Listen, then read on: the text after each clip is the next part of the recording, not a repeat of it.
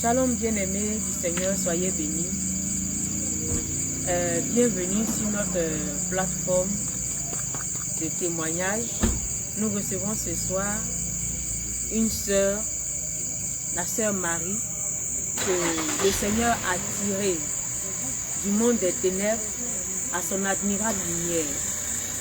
Le Seigneur l'a enlevé des œuvres de la sorcellerie à son admirable lumière. Et aujourd'hui, elle a décidé de venir rendre témoignage de ce que Jésus-Christ de Nazareth a fait pour elle, de ce que le roi des rois a fait pour elle, de ce qu'il l'a enlevé de ce monde de la perdition, il l'a emmené sur le chemin étroit et resserré qui mène au ciel. Je vous invite à vous connecter, à nous écouter, à nous accorder votre attention, afin que ce témoignage puisse produire quelque chose dans la vie de quelqu'un. Soyez les bienvenus. Je suis la servante de Dieu Christiane et voici ma sœur Marie qui va se présenter. Shalom, shalom. Je suis Yowa Ocheleo Christelle. Je suis DP de la région de Gagnon. Je viens d'un village du nom de Noadille. Bon, à l'origine, le nom c'était Goubou, qui signifie le village de la sorcellerie. Voilà, c'est de ce village-là que je suis ici. Alléluia. Donc, avant de rentrer dans le vif du témoignage, nous allons dédier ce moment au Seigneur Jésus, qui vienne prendre le contrôle de ce moment. Nous sommes en prière. Père éternel, nous voulons qu'on te rende toute la gloire et l'élévation. Toi qui permets ce moment, Seigneur Jésus, toi qui as tiré ta fille, ta servante de ce monde perdu pour l'emmener à ton admirable lumière. Toi qui, au travers de sa vie, Père, a réalisé des merveilles. Seigneur Jésus, en ce soir, elle vient te rendre toute la gloire par ce témoignage. Elle vient dénoncer les œuvres des ténèbres par ce témoignage, afin que des vies soient sauvées. Afin que des vies soient sauvées en ton nom Jésus-Christ de Nazareth. Seigneur, viens et couvre-nous de ton manteau protecteur. Qu'une muraille du feu du Saint-Esprit s'élève tout autour de nous maintenant. Seigneur, ton Esprit Saint, Père, renouvelle sa mémoire, afin que tout ce qui est, même un petit détail, soit révélé en ce lieu, afin que des vies soient sauvées. Ô Père éternel, nous te dédions ce moment. Viens et prends le contrôle de tout. Au nom puissant de Jésus, nous avons prié. Amen. Ma sœur Marie, tu vas nous dire comment est-ce que les choses ont commencé dans ce monde-là et comment est-ce que le Seigneur Jésus est apparu dans ta vie. Bon, tout d'abord, je l'ai dit tantôt que c'est l'œuvre, c'est au niveau à notre naissance en fait. À la naissance que j'ai été initiée à l'œuvre de la sorcellerie. Mais c'est une acte que je pratiquais de manière inconsciente parce que je ne savais pas. C'était par les songes, par certains actes physiquement, ce sont des pensées que tu émets et qui viennent à l'existence. Voilà. Donc au début, je n'avais pas connaissance de la chose. Je n'avais pas connaissance de la chose, donc je voyais des songes. Et c'est des songes qui étaient répétés. Et j'ai été aux côtés de ma mère jusqu'à l'âge de 2 ans, quand j'ai été prise par une dame qui est l'épouse du petit frère à mon père, puisqu'ils sont 2 au monde. Donc c'est cette dame-là qui m'a élevée. Et de prime abord, je suis d'abord née dans une famille d'Ima. C'est une religion qui se pratique chez nous les Bétés, mais avec aussi les Baoulés. Voilà. Donc de père et de mère de religion d'Ima. Donc c'est là-bas qu'on nous a d'abord conduits. Voilà. Et si je me rappelle bien, il y a encore, quand j'étais encore toute petite, quand on allait dans cette communauté de prière là, il y avait des chants qui étaient significatifs pour dire qu'on a la sorcellerie et on la cherche. Mon Dieu. Voilà.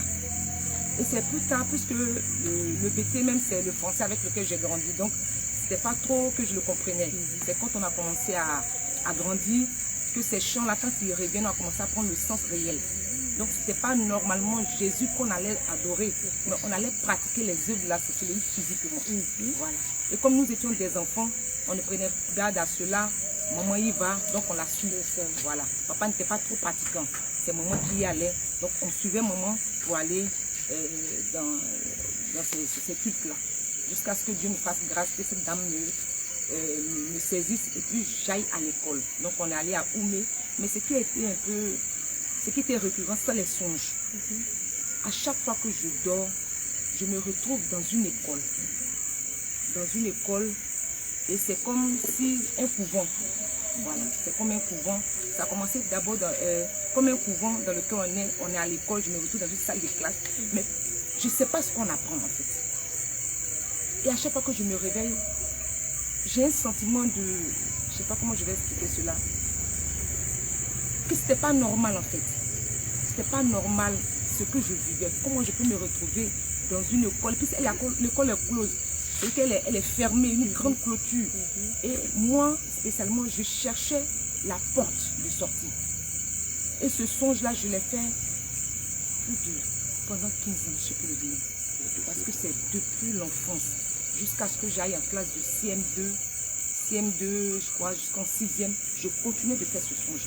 Je cherchais toujours la porte de sortie. Je courais. Je me retrouve dans... En tout cas, là, je tombe sur la clôture. Je cours, il y a des herbes, du jardin. Je cours. Mais je ne trouve jamais la sortie. Et je me réveille. Chaque fois, c'était comme ça. Donc, j'ai commencé moi-même à me poser des questions. Quel est ce son qui revient à chaque instant? J'ai perdu facilement des tenues, des vêtements. Vraiment, je me retrouve dans des songes où je suis à des repas. Le jour que je refuse de manger le repas, on me force à manger le repas. On m'étouffe avec le repas. Et je sors. Quand je me réveille, c'est... Je sais pas, je dors. Mais quand je me sors de ce songe, c'est comme si ce que j'ai vécu dans le songe, en fait, j'étais couchée là, mais je le ressentais physiquement. Parce que je sors étouffée. Soit si c'est la course, on me poursuivait, je me réveille essoufflée, ayant fourni des efforts physiques en fait. Et je me rappelle une fois où, à chaque fois que je trouve, il y a des bœufs, soit des personnes qui me poursuivent. Et là, quand j'essaie de courir, je me mets à m'envoler. Je me retrouve en train de m'envoler. Je n'ai pas d'aile, mais je me retrouve en train de m'envoler. Et quand je veux voler plus haut, parce que j'ai peur que la personne qui me poursuit m'atteigne, je n'arrive pas à aller haut. Mais je suis à une certaine distance comme ça. Donc il ne peut pas me saisir, mais je ne peux pas aller plus haut. Et à chaque fois, c'était comme ça. C'est plus tard que j'ai compris qu'en réalité, ce n'était pas des personnes qui me voulaient du mal, mais en fait, c'était le mentor, celui qui m'avait transmis la sorcellerie, qui m'apprenait à pratiquer la chose. Parce que quand il te transmettent cette puce-là, il faut qu'il exerce, il examine, en fait, il vient examiner ce qu'ils t'ont remis. Est-ce que tu arrives à le manipuler? Donc, il t'amène comme un danger, tu es effrayé, et puis tu te mets à déployer tes ailes, et tu te mets à t'envoler. Donc, chaque année, chaque fois, les songes étaient répétés. Les songes étaient... Donc, en fait, à chaque fois que je me lève, je me pose des questions. Qu'est-ce que ça signifie? Qu'est-ce que c'est? Je me retrouve en train de manger, en train de m'envoler, à me retrouver dans l'eau. Vraiment, c'était effrayant. Pour un enfant, à la base, je suis née avec un don de vision. J'étais toute petite déjà, je voyais des choses. Et puis, ma mère m'a raconté quelque chose. Moi, j'ai pu marcher à l'âge de 7 mois. Je marchais, je parlais déjà. Donc, j'ai commencé avec les vieux du village. Quand tu te mets à dire quelque chose qui n'est pas véridique, je te contredis. Je n'avais pas peur. Non, je n'avais pas peur. Je te disais que c'était faux. Donc, très tôt, ils m'ont remarqué, en fait. Ils m'ont remarqué très tôt. Et je pense que c'est là que la chose est partie. Parce que ma grand-mère, ce que j'ai appris d'elle, je l'ai connue juste un tout petit peu, mais ce que j'ai appris d'elle, c'est que quand elle est en colère, elle était en fait à un degré élevé des yeux de la sorcellerie. Donc tu ne pouvais te permettre d'avoir affaire à elle. Non, jusqu'à aujourd'hui on en parle. Quand elle est en colère, qu'elle ne veut pas déverser sa colère sur une personne, elle peut regarder un animal, soit un mouton qui passe et qui sèche physiquement, il sèche, il meurt. Elle a fait qu'un seul enfant. Mon père, d'abord, qui a grandi. Et après le décès de mon grand-père, elle a eu le frère de mon son cousin, avec qui elle a eu son deuxième enfant. Donc il y a un très grand écart d'âge entre mon père et son petit frère. Ce sont les deux qui sont morts. Donc elle a transmis ce qu'elle possédait, ce pouvoir-là, à ses enfants. Et vraiment, c'est dans cette famille-là que je suis née. Donc, comme on le dit, un chien n'accouche pas un chat. Donc, si je suis née de père sorcier, automatiquement, j'ai lâché. Ce sont des germes qui sont nés. Voilà. Et j'ai tendance à le dire que Jésus ne prend que peut-être le 0,0099% pour faire quelque chose de merveilleux. Donc, disons à 99,0099%, j'étais une sorcière. Et cette vie-là, je suis restée dedans pendant 30, parce que j'ai 39 ans présentement, pendant, disons, 38 ans. 38 ans. Si je m'en abuse, je vois 38 ans, mais normalement peut-être 37 ans. Voilà, 37 ans quand j'ai commencé à comprendre réellement que ce que je voyais, que je me posais des questions depuis longtemps, n'était que les œuvres de la sorcellerie véritablement. Alléluia. Bien aimé, vous qui nous assistez, vous comprenez déjà que là, il s'agit de quelque chose de grand. Oui, déjà par l'introduction, vous voyez que là, il va avoir un combat. Le Seigneur Jésus va faire de grandes choses pour quelqu'un qui est né dans la sorcellerie. Donc on peut dire qu'elle c'est inné pour elle. Elle n'a pas été initiée parce qu'elle tient des gènes de sa grand-mère qu'elle a transmis à son père et elle est née avec. Voilà. Et c'est une personne comme ça que le Seigneur Jésus va sortir de ce monde pour l'emmener à lui. Vraiment, asseyez-vous bien et on y va pour la suite. Donc de cette famille, avec tout ce que je voyais dès l'enfance, j'ai commencé à me poser des questions. De nature, je suis une personne qui aime chercher, qui aime poser des questions. Donc quand je ne comprends pas quelque chose, je pose les questions. Quand je n'arrive pas à trouver les réponses avec la personne, je commence à chercher, à fouiller de part et d'autre. Donc c'est dans ce élan-là que cette femme-là m'a apprise. J'ai fait le CP1 à Oumé et ça continuait. On est allé, je suis une élève très brillante à l'école. Très très brillante, je suis beaucoup taquin. Voilà, je suis un enfant qui ne reste pas tranquille. C'était comme cela. Et il y a quelque chose aussi dans la famille qui nous est transmis en fait, le vol. Oh non, le vol, la colère, je peux citer quoi d'autre encore. C'est-à-dire que la colère, c'est comme un manteau que nous portons. Et tous ceux qui sont de ce village-là manifestent la colère comme rien. Comme rien. Voilà. C'est une seconde nature. Voilà, c'est une nature. C'est une nature. Et le vol, pour certains d'entre nous, le faisait. Donc, j'étais petite, ma voisine de classe, et c'est après que le Seigneur m'a fait cette grâce-là de pouvoir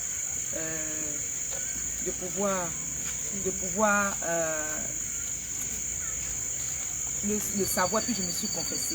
La pauvre petite venait à l'école avec son argent et je me permettais de le lui voler avec une facilité, avec une ruse. Et quand tu es dans les œuvres de la sorcellerie, il y a des choses que tu penses que c'est normal, que tu es intelligent. Bien aimé, tu n'es pas intelligent. En fait, le diable, tu utilises pour tous ceux qui sont dans le cas dans lequel je suis en train de parler, les œuvres de la sorcellerie de manière inconsciente. Tu es un esclave des œuvres de la sorcellerie. C'est comme tu as une télévision et quelqu'un tient la commande. Donc, il ne fait que zapper. C'est ce que lui veut regarder, c'est ce que tu fais. Donc, si c'est levé aujourd'hui matin, pour te dire que toi, tu manifestes la colère, c'est ce que tu vas faire.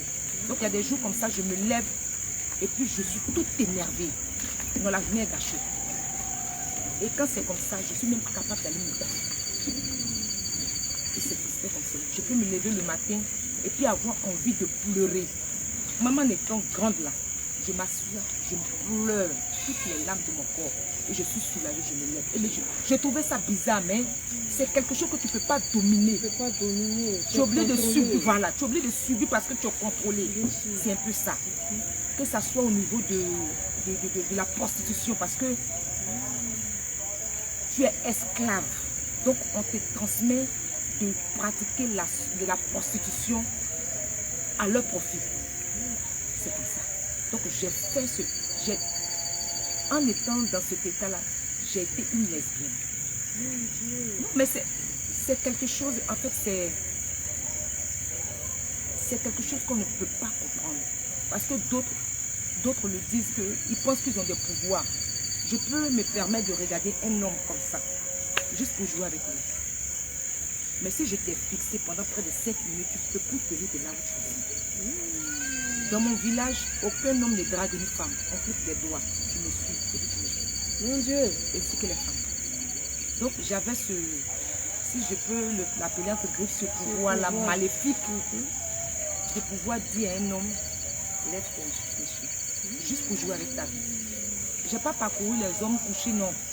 Ça, seulement Dieu m'a fait. Peut-être qu'il m'a préservé de là, cette grâce-là. Mais si je veux te manipuler comme une poupée, je peux le faire. Et quand tu dis manipuler, c'est-à-dire Je joue avec ses sentiments. Je le regarde, il me plaît bien, j'ai bien envie de jouer avec lui. Donc, je le séduis. Juste par le regard, je le séduis, il me suit. Lui tombe amoureux de moi alors que je suis pas avec toi, tu ressens rien pour lui. Voilà. Donc, je peux me permettre là de jouer avec ses poches, ses finances. Et si j'ai marre de lui, bon, du jour au lendemain, ça s'arrête là. Il ne sait pas comment ça a commencé, il ne sait pas comment ça s'est arrêté. Et c'est un peu ça. Et j'avais ce pouvoir maléfique là de faire ça. C'est un peu ça. J'ai grandi dans cette atmosphère-là, en allant à l'école, jusqu'à ce que je me retrouve à Daloa, chez la petite soeur de ma mère. Et là, c'est là le Seigneur va me faire une grâce immense. Une grâce immense. Là, je viens d'oublier quelque chose. Cette dame qui m'a pris à l'âge de 2 ans, là, elle m'a conduite à l'église catholique. C'est là qu'elle m'a conduite. Le premier jour, elle m'a attrapé des mains. À l'entrée de l'église, elle m'a dit, voici ton église. Je ne veux pas voir tes pieds ici. J'ai répondu, est-ce que c'est la tête pour dire oui, maman, j'ai compris. Et depuis lors, c'est là que je suis à l'église catholique. J'ai commencé à graver les échelons là-bas. On va à l'église, on a fait la catéchèse. J'ai été baptisée à l'église catholique.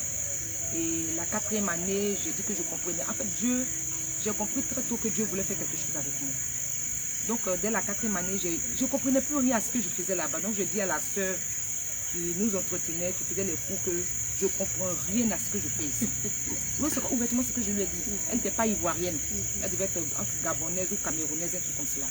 Donc, je lui ai dit, ma sœur, je ne comprends rien. Elle dit, mais tu as de bonnes... Elle dit, oui, mais je suis un élève. Donc, tu me donnes des cours, je te les rends. Voilà, mais pourquoi je suis là même là? Je ne sais pas. Je ne sais pas pourquoi je suis là. Parce que, bon, je ne comprends rien. Non, je vais m'arrêter là. Parce que si je vais en 7e année, parce que les autres font des fêtes, je vais vouloir qu'on me confirme. Le jour que je vais comprendre pourquoi je suis là, je vais recommencer les cours. Elle dit, ok. Et c'est comme ça que j'ai fait les cours. Donc, j'allais les dimanches à l'église, ça s'arrête là. Et je suis allée à l'école jusqu'à ce qu'un jour, il y avait ma cousine, la fille à ma tante, qui m'a dit, Christelle, elle était en pleurs. Quand elle s'est réveillée, elle dit, j'ai fait un songe où il y a un monsieur qui partait avec toi. Il dit, il est comment? Il dit, le monsieur là, son haut là, c'est un animal. C'est un animal et puis le bas est homme. Mais tu étais habillée comme les filles de bas là, les mini, les sky là. En tout cas, tu étais vraiment très mal habillée avec ta toile, cigarette. Et puis t'envoies dans un château. Quand je veux te tirer, il faut toujours avec toi. J'ai banalisé le songe. Je crois qu'elle a répété, elle a répété le même songe 2 ou 3 fois. Elle fait toujours en pleurs. J'ai banalisé le songe. Et un jour, le Seigneur va me faire grâce. Je vais faire le songe moi-même. J'ai fait le songe. Et ce tome-là, je l'ai vu. Au début, j'allais jusqu'à l'église catholique. C'est là-bas que j'étais. Donc, depuis ma abord, je suis quelqu'un, je ne sais pas faire quelque chose à moitié. Même si c'est mauvais, je le fais très bien. Voilà, non, c'est comme ça. Si c'est mauvais, je le fais très bien. Je ne sais pas, voilà, non, à peu près, je ne sais pas faire. Soit je ne le fais pas du tout, soit je le fais. Donc, même en étant à l'église catholique, en tout cas, toutes les responsabilités que j'avais, je les faisais très bien. Donc, j'allais à la communauté Légion de Marie Jeune, j'allais à la communauté Divin Amour.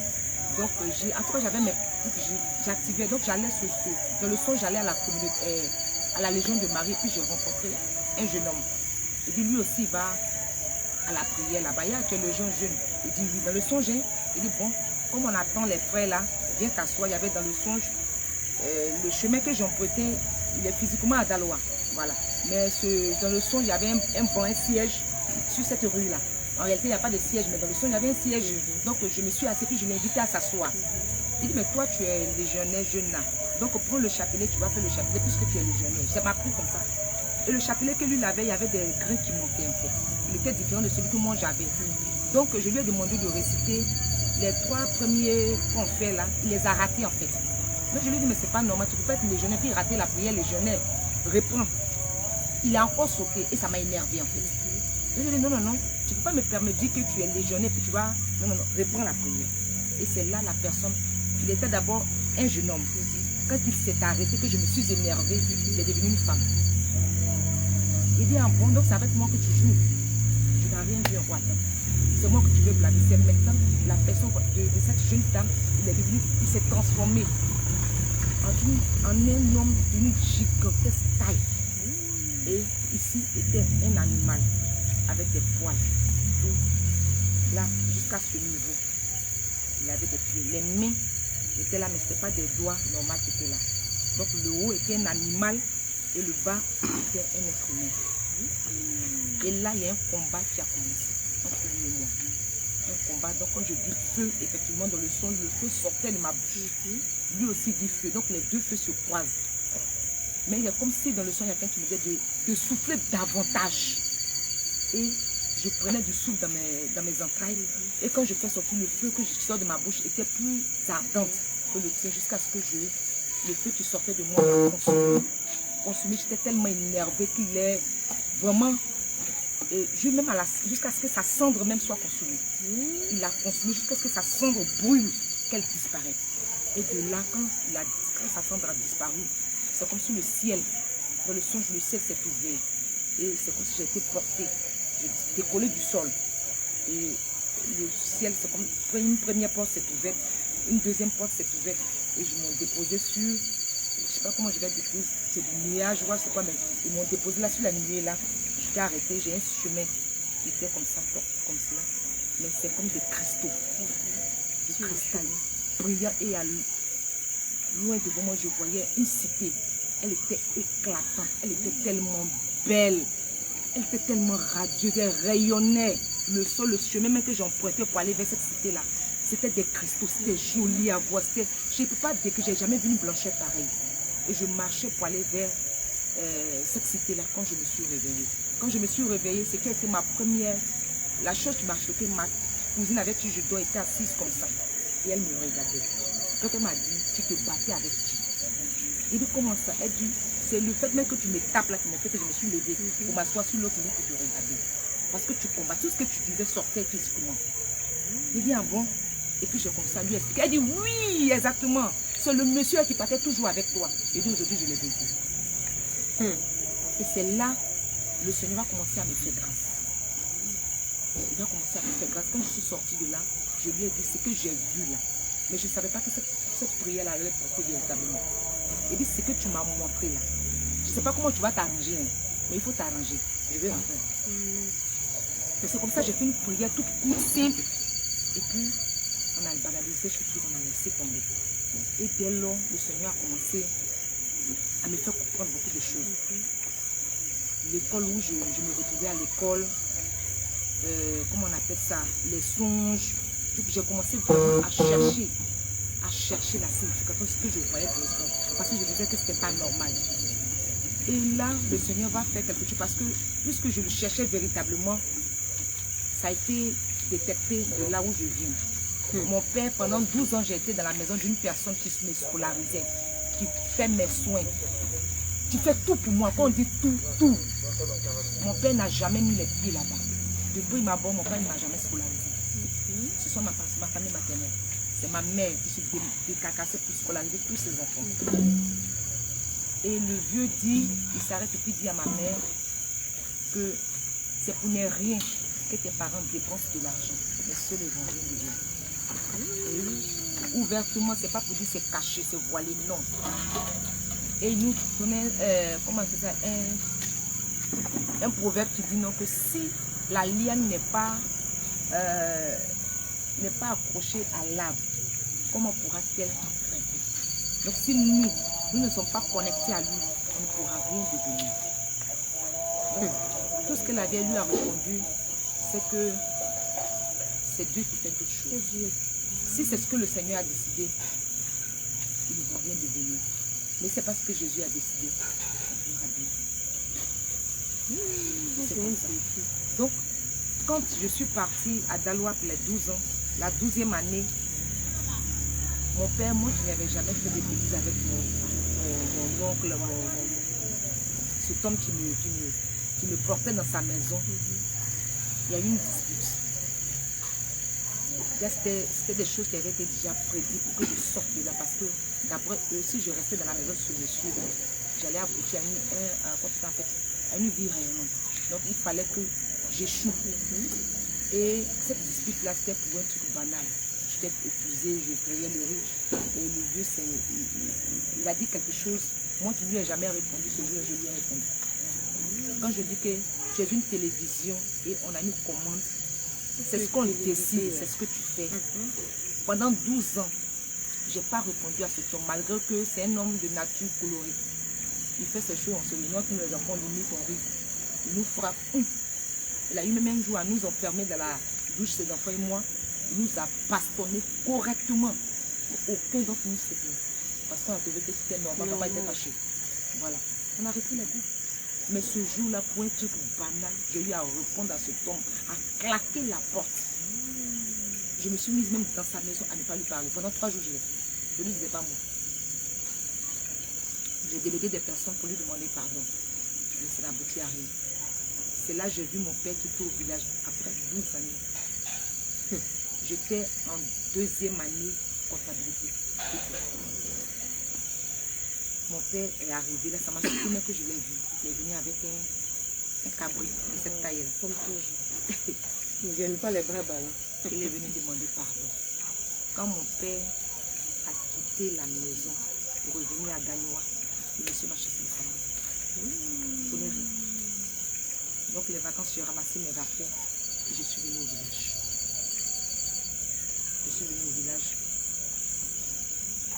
Et l'année qui a suivi, les vacances sont finies. La dame m'a rappelé, non, on pas dit c'est parce qu'il était fâché et qu'il avait dit ça. Donc, ce sont des disputes entre papa et enfant. Tu peux revenir à la maison. Il dit, maman, si c'est pour rester à la loi, c'est que les études, je les arrête.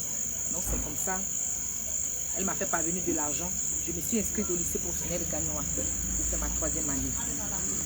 Et là, je n'ai pas pu puisque j'avais eu d'abord une gaffe à l'école.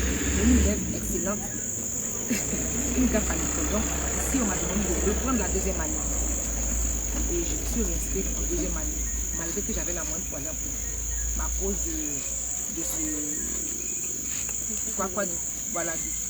discipline à l'école, j'étais obligée de reprendre la 2e année. Donc, je me suis inscrite.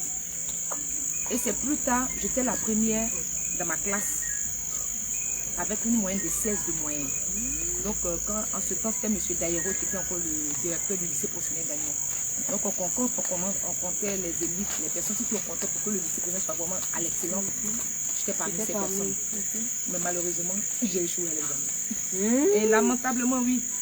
Et c'est plus tard que mon chef de famille va me faire asseoir. Là, j'étais au village, maintenant, il va me dire, un soir, il m'appelle, il dit, ma fille, viens. Donc, moi, j'ai gâté quelque chose que j'ai à te parler. J'ai pris le tableau, je me suis assis devant ce monsieur. Il dit que tu es très intelligente. J'ai dit, ah bon, il dit, oui, ma fille, tu es très intelligente. Actuellement, tes amis travaillent. C'est nous, on t'en regarde alors. De la manière où vous me regardez, c'est pour ça que je regarde, monsieur, que je suis ébahi. Il dit, tu es très intelligente. Si tu restais là-bas, là, tu allais devenir quelqu'un. Mais c'est nous, on t'a enlevé là-bas. Et que c'est la vie, il faut prendre ça comme ça. Mais là, on commence à couler. Entre-temps, toujours, je cherchais Jésus, hein, mais je suis toujours à l'église catholique. Là, il ne faut pas enlever ça de ma tête, non. C'est l'église catholique. Hein. On ne quitte pas là-bas. Ah non, mais je vais venir avec à des frères, à des cousins, à des cousines, à des personnes qui sont à l'église catholique. Je vais ouvrir la brèche. Il ne faut pas te tromper. Il n'y a pas de Dieu là. Le 2e évêque de Gagnoa, il s'appelle Yoru, le père Yoru. On était à l'Immaculée Conception ensemble. J'étais avec Père Nicaise. Je rentre au presbytère quand je rentre dans ma chambre. J'étais avec eux. Moi, je vais aller me confesser là. Père Yoru me connaît pour ça. Quand je rentre, mon père, bonjour, je vais me confesser, mais il a posé mes questions d'abord. C'est en fonction de tes réponses que moi, j'ai fait ma confession. Donc, je n'allais pas la confession comme ça. Donc, c'était pour dire quoi? On avait cette particularité-là d'aller voir les prêtres. Mais ce qui m'a un peu marqué, c'est que quand je pose des questions, je ne pas les réponses. On me dit que je me pose trop de questions. Mais je veux comprendre. Mon père, j'ai fait un songe. Il dit, c'est toi qui rêves toujours. Il dit, mon père, chez moi, là-bas, tout le monde est évangélique. Je suis la seule catholique. Donc, si je ne trouve pas de réponse, Il faut me donner. Et je ne trouvais pas de réponse. J'étais la légion de Marie-Jeune. Chaque matin, j'ai ma serpillière, j'ai mon sauce spécial de ce que j'achetais pour aller nettoyer la grotte. Bien aimé, j'ai fait ça pendant des années. Ma vie n'a pas changé. Ma vie a été un perpétuel recommencement parce qu'en étant là-bas, on continue de pratiquer les œuvres de la sorcellerie. Je vais taire le nom de cette personne parce que ça serait un peu trop osé. Il y a des choses qui se passent là-bas. Ce n'est pas parce que je voulais quitter l'église catholique en tant que tel, non. C'est le Seigneur qui a demandé que je quitte là-bas. Mais il y a quelque chose que j'ai vu qui m'a marqué, qui m'a poussé même à sortir de là. Parce qu'on prétend faire le vœu de chasteté, ils appellent ça ou quoi, pour se consacrer à Jésus. On ne cherche pas. Parce qu'on m'a dragué. Étant dans le sacerdoce. Ah oui. Moi, je connais, je vais faire le nom de la personne, un prêtre qui a un bar de spiritisme à Ganois ici. Mon Dieu! On se retrouve tous au bar, on boit bien, on boit des liqueurs fortes. Dimanche, on se retrouve à la messe, en train de présider la messe. Toi, tu es catholique, tu m'écoutes. On va s'y. Les réseaux sociaux, là, moi, je ne suis pas fan des réseaux sociaux. Mais c'est que le pape présent a train de dire, ça devait t'ouvrir les yeux. Vraiment. Ça devait t'ouvrir les yeux parce que même si tu ne vois pas là, tu entends. Quelque part où tu es, et puis tu n'avances pas, tu ne recules pas, tu es stationné là. Fais attention. Fais attention. Ce qui m'a sorti de là, c'est que je fais offrande, je fais quête, comment on appelle ça? Je participe aux activités de l'église. Je fais chapelet, je fais rosaire. Je nettoie la grotte. Ma vie, ça n'avance pas. Au contraire. Les sorciers ont joué avec ta vie. C'est là même là, on s'envole. C'est là on pratique les œuvres de la sorcellerie.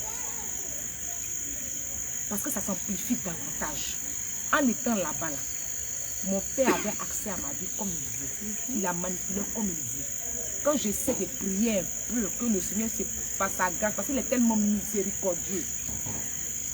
Mais quand tu regardes ton état d'âme pour dire que tu le cherches véritablement, là, il te fait un clin d'œil. Et dans ce temps-là, le Seigneur Jésus me faisait des clins d'œil. Mais à peine que je fais cet effort, ça ne peut pas valoir 2 mois. Je retourne dans les mêmes bêtises. Parce que là où je me trouvais là, ils avaient plus de pouvoir que moi. Donc, sort des catholiques là, il faut sortir de là. Il n'y a pas Jésus là-bas. Maman, c'est pour ne rien que tu fais chapelet. Il n'y a rien dedans. J'ai dit que j'étais la fille de Marie. La fille de la sirène des eaux. Parce que quand tu te mets à faire le chapelet, il y a quelque chose que j'ai remarqué. Quand on dit que le mois d'octobre est dédié à la Vierge Marie, quand je rentre dans ce moment de prière, ça fait comme du maraboutage. C'est là même le degré de séduction. Ça prend de l'eau. Il faut sortir. Il n'y a rien dedans. Pour revenir à mon oncle qui m'a dit ces choses, quand je suis quitté à Daloa, que c'est vrai qu'ils m'ont, comment on appelle ça, sauf qu'ils m'ont fait venir et que de prendre la vie comme ça, et c'est la vie. Tu détruis mon existence et tu me dis c'est la vie. Il y a une chose que je vais dire à quelqu'un. Si quelqu'un te fait du mal, que tu le sais, que tu le hais, mon ami, il n'a rien compris. Parce que c'est comme un hôtel qui est bâti. Et à chaque fois que tu manifestes cette haine-là, cette colère pour la personne, c'est comme tu fais des libations sur cet hôtel-là.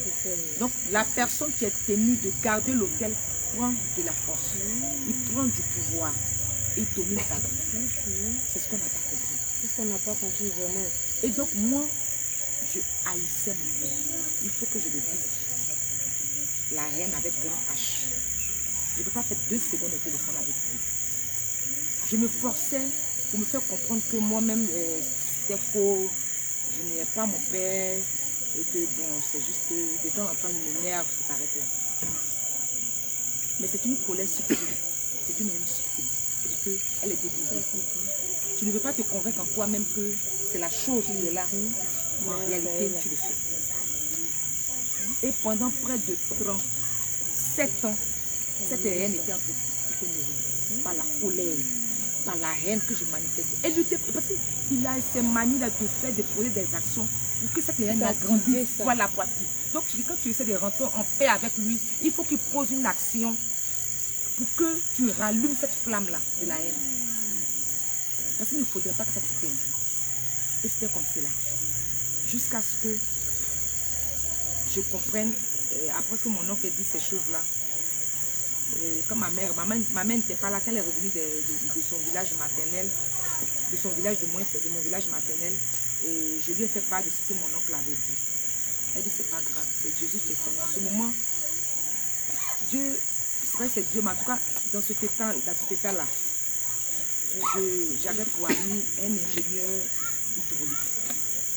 Et voici une chose aussi, quand tu es dans les œuvres de la sorcellerie, quand je disais tout, que tu es captive, donc tu ne peux pas te marier. Ça c'est un premier côté, parce que de l'autre côté tu es marié. Donc quand on parle, quand tu as quelqu'un, même si la personne ne veut pas, pour moi, toutes ces personnes, la plupart des personnes qui sont venues vers moi, n'avaient pas de mauvaises intentions. Ils trouvaient en moi une femme soumise, quand même obéissante, donc ils voulaient automatiquement passer à la chose. Voilà. Donc quand ils disent que ah, vraiment tu me plais bien, quand tes femmes qu'on doit mettre à la maison, je vais venir voir tes parents là, il a commencé à, non, il a gâté à faire là, parce qu'il ne faut pas le mot mariage avant de sortir de sa bouche. Donc celui qui était tenu, et dans le spirituel, j'étais mariée à mon père, moi géniteur. C'est à lui que j'étais mariée dans le spirituel. Donc quand le monsieur l'a dit non que je me plais vraiment, où il a dit je viens là, il est parti pendant deux jours. Il n'y a pas de discussion, mais il est parti pour deux. Bon. Donc quand la veille est venue, je lui ai fait part de cela. Effectivement, le monsieur avait parlé à ma mère. Il a dit qu'il partait, à ce moment-là, la Côte d'Ivoire était encore dans ces troubles-là, donc prendre une maison à Yamoussoukro, puisqu'il allait travailler dans le nord. Yamoussoukro, ça c'était bon. Où le monsieur est parti juste là.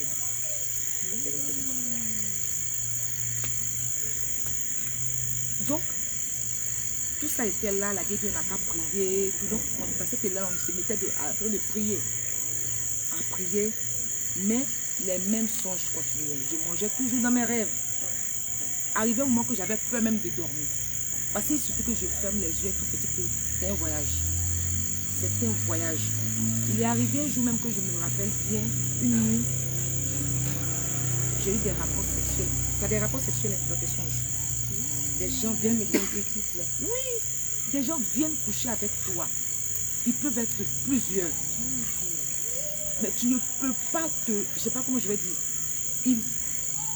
C'est après, avec les enseignements, que j'ai compris que les esprits n'ont pas besoin de te toucher.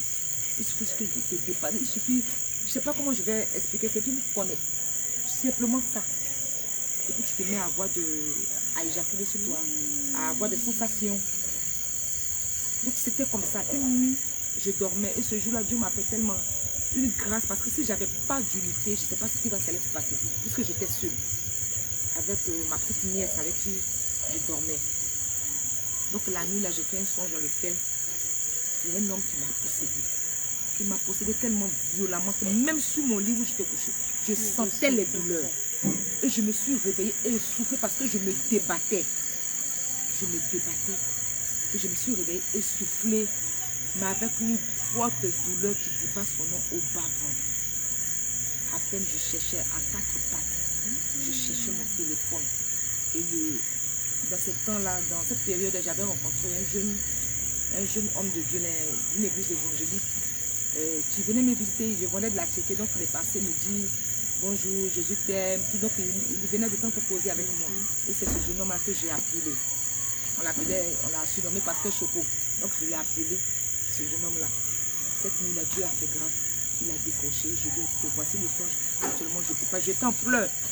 Et il a prié. Dieu est passé à travers cet homme-là. Il lui fait grâce. Et c'est après les prières que je me suis retrouvée parce que la douleur était tellement intense. La douleur était intense. Mais tous ces rapports qu'ils avaient avec toi, c'était dans quel but?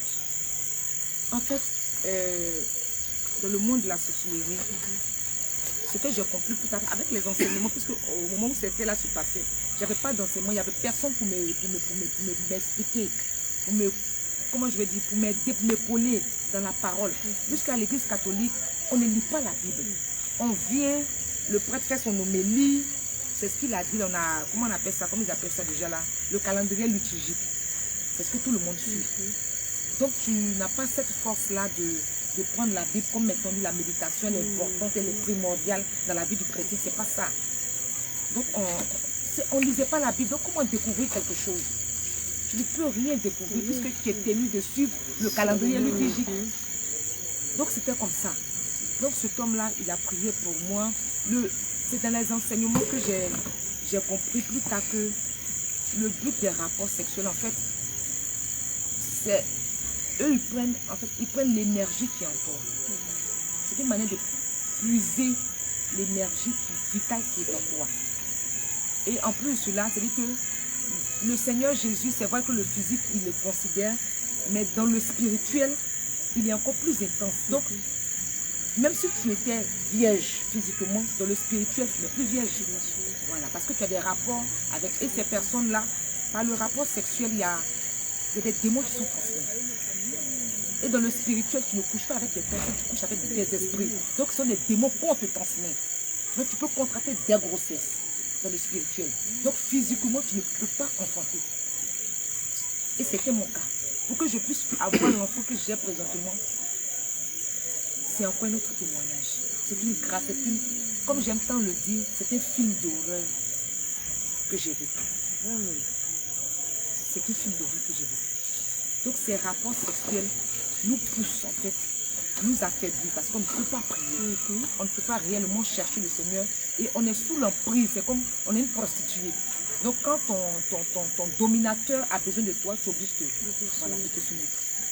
Et il peut venir avec plusieurs personnes pour te posséder. Donc physiquement, puisque j'avais des rapports sexuels dans le spirituel, physiquement les hommes, moi, les rapports sexuels, je peux me passer des hommes pendant 2 ans et je pensais que c'était une abstinence que je faisais, normal. Je peux passer des hommes pendant 4 ans. Physiquement je le fais, mais dans le spirituel il y a des rapports. Et c'était comme cela, c'était ça. Donc il y a quelque chose que nous perdons quand nous avons des rapports sexuels dans le spirituel. On te vole pratiquement tout. Et on te soumet à une vie que tu ne veux pas vivre. Donc, ces rapports sexuels, ces écoles dans lesquelles je me trouve, Dieu m'a fait grâce avec le fait que j'étais à l'école maintenant, j'étais au village et j'ai fait un songe. Toujours, je me suis encore retrouvée. Je vais un peu agrémenter par rapport au songe là, et au rapport. Je voulais intervenir un peu par rapport au rapport que l'on a, que des personnes ont pendant leur songe. Chez les Blancs, on appelle ça des rêves érotiques. Il y a des gens qui prennent plaisir à cela. On encourage même cela. Bien-aimé, toi qui te trouves dans cette situation, je t'en prie, cours vite dans une vraie église, cherche ta délivrance. Parce que ces rêves dits, ces rapports dits érotiques là, ce n'est rien de bon, d'autre que des démons qui sont en train de te mettre des semences en toi et en train de te voler toi, tes bénédictions, tes étoiles, toutes tes grâces. Tu n'as plus de vie. Tu deviens une loque humaine, tu te promènes sans but, tu n'avances pas, tu tournes en rond. Mais c'est tout ça. C'est tout ça. C'est-à-dire qu'on nourrit certaines choses, on entretient des choses qui ne sont pas bonnes. Mais comme la vérité ne nous est pas prêchée, on prend plaisir à ces choses, on trouve que oui, c'est normal, il faut vivre sa vie, il faut faire cela.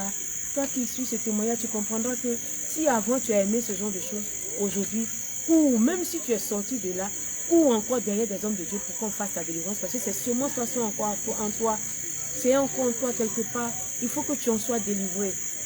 Vraiment que le Seigneur nous fasse encore du bien au travers de ce témoignage. Ma chère, on continue.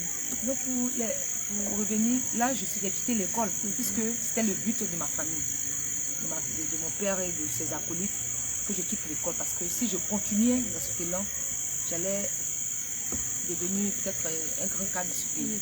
Donc il fallait qu'on écoute. Malgré mes moyens qui étaient vraiment extraordinaires, j'étais obligée de quitter, puisque la personne qui payait mes cours m'a fait sortir de sa maison. Là où je me trouve, j'ai échoué à mon examen. Et c'est avec elle, à ses enfants, elle aussi. Ils sont tous nous. Sa première fille, moi, promotionnelle. Donc, tout le monde est allé à l'université. Donc, les charges sont devenues encore plus nombreuses. Donc, je l'ai comprise. Je l'ai comprise parce que depuis la classe de CE2 jusqu'en deuxième année, j'avais 8 ans quand je suis allée chez elle. Donc, je suis sortie de sa maison à 22 ans. Elle a tout pris en charge. Elle m'a vraiment prise en charge. Donc, je l'ai compris. Je dis, bon, voilà. Et l'année là, quand je suis sortie de l'école, voici une chose qui a fait que l'hôtel même de la reine s'est créé en fait. Aux techniques, on rentrait normalement en janvier. Et l'année là, le ministre a décidé qu'on rentre en octobre. Donc la rentrée m'a surpris. Donc j'ai dit à mon père, il avait du cacao au soleil, il avait vendu le cacao, et je crois la veille, il y avait encore du cacao au soleil. Donc je suis venue dire à papa, donne-moi 10 000 francs pour ne pas que je perde ma place. Je vais aller écrire juste mon nom au lycée pro.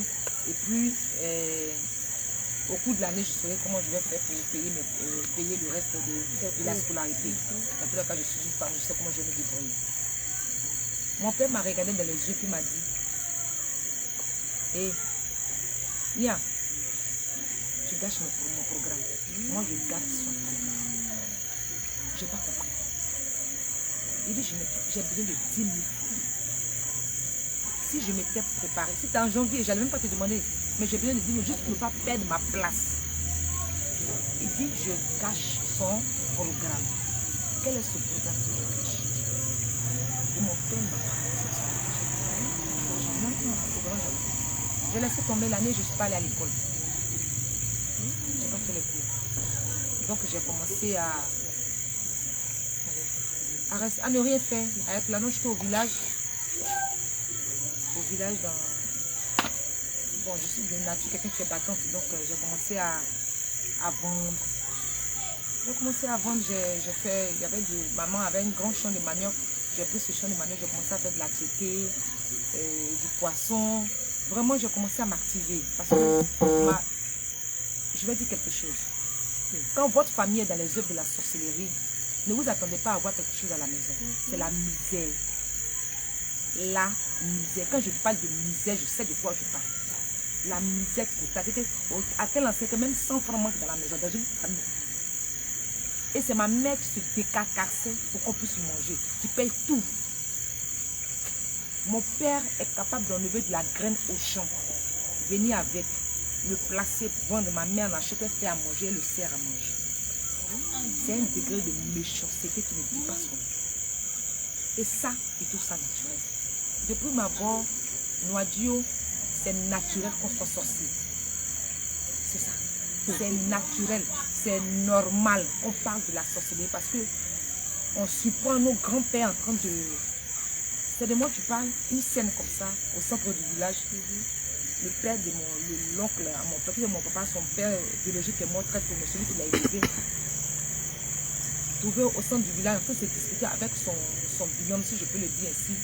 C'est de moi que tu traites sorcier, toi-même sorcier. Sorcellerie, genre comme un jeu quoi. Et je m'étais arrêtée, puisque moi je n'étais pas habituée à eux, je venais d'arriver, donc je suis arrêtée, je regarde ces vieillards et puis je me demande, ils sont normaux. Ces gens, ils sont normaux. On dit, ah, c'est là, c'est le travail. Hein.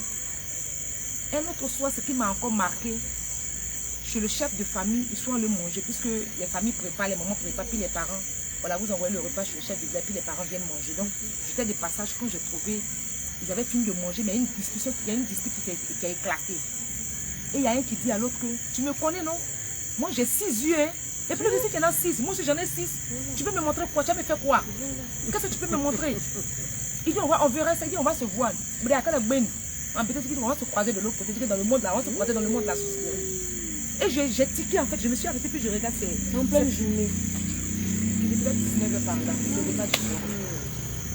Et tout fâché là, il s'est levé. Il est parti chez lui. Il est continué avec lui. Non, ne faites pas ça. Et je suis arrêtée. C'est après que j'ai compris, avec les enseignants, j'ai compris que pourquoi dans mon village on n'est pas méchant. Tu ne peux pas punir un enfant pour la nourriture. Tu peux dire non, comme il n'a pas pilé le riz, je ne lui donne pas à manger. Tu ne lui donnes pas à manger, moi je suis le voisin. En fait, c'est une manière de dire. Donc les parents, ils sont en train de manger, tu as faim, tu laves la main, tu mets ta main, donc tu manges. On va t'inviter, voilà. Et on se trouvait qu'on était gentils, que c'est parce que les parents étaient... Non! c'est pas parce qu'ils sont gentils. Ils savent ce qu'ils sont en train de faire. Ils savent ce qu'ils sont en train de faire. Parce que le repas que tu es en train de manger là, tu ne sais pas ce que c'est.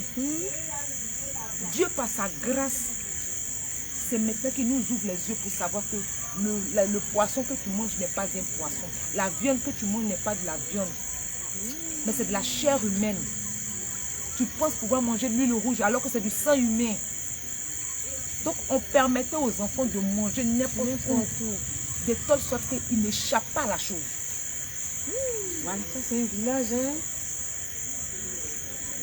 Ça c'est un village, hein. Tu me traites de sorcier. Moi je sais pourquoi je suis sorcier. C'est là qui protège de ma famille. Voici des discussions. Voici des causeries qu'on entend en plein jour dans mon village. Donc c'est comme on pourrait le dire, c'est quelque chose de naturel, c'est normal, c'est normal. Et c'est comme ça, dans ce village, je suis restée pendant 2 ans. J'ai fait du chant de riz. Et Dieu m'a fait, il m'a gratifié d'un don.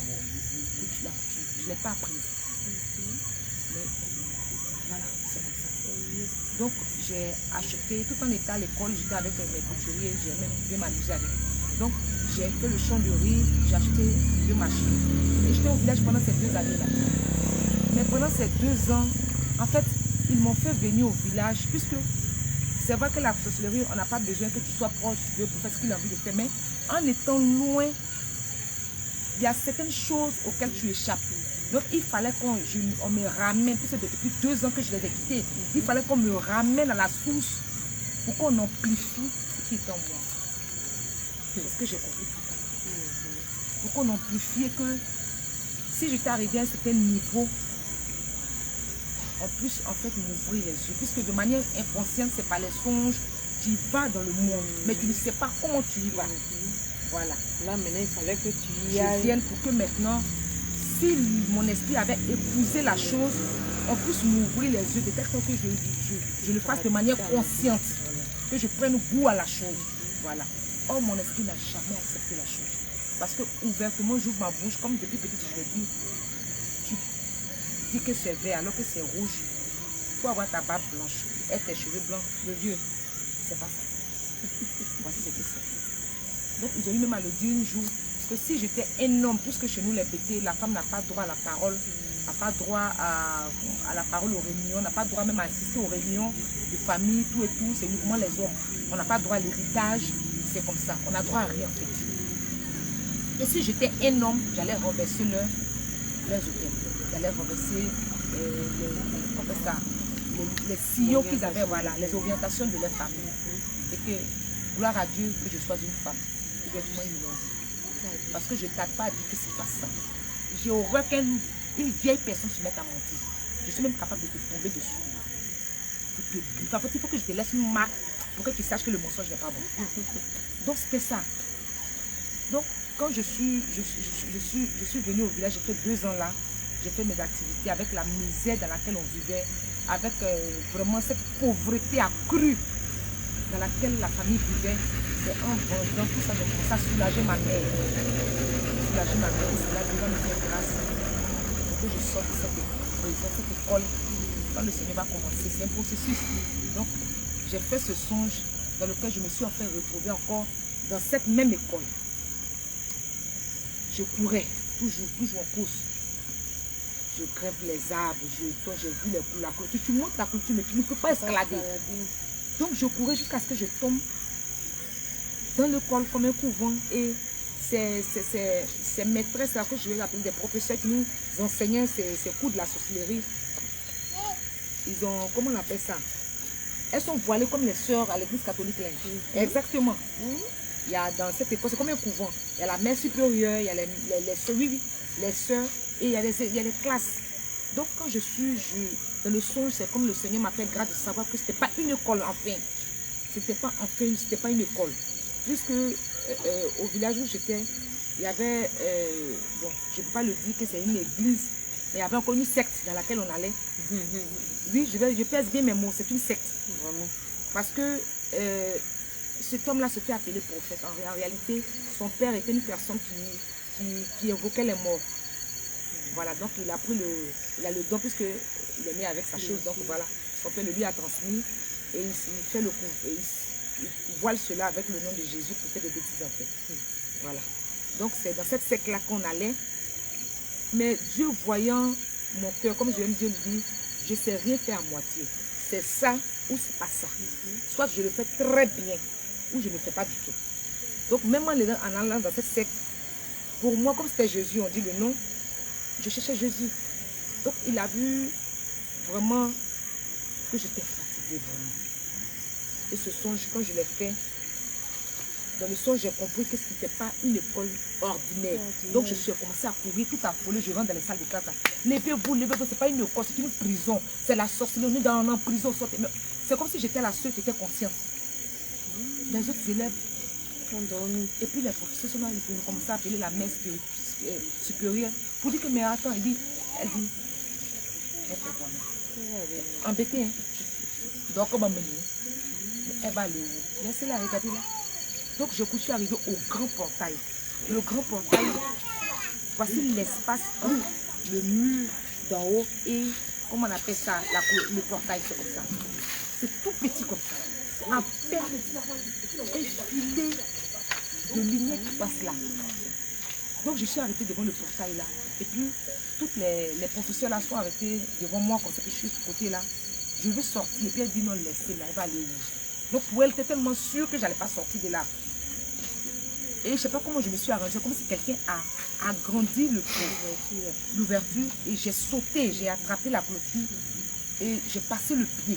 J'ai passé le premier pied, j'ai passé le deuxième pied. Donc j'étais maintenant comme ça. Donc la moitié de mon corps était dehors et la tête était là. Et il y a un chant qui m'a été inspiré. Et je voyais sur le mur droit là, l'image a été peinte comme ça. Jésus sur la croix, crucifié avec le sang qui coulait tout. Et puis j'ai regardé l'image, le chant est sorti.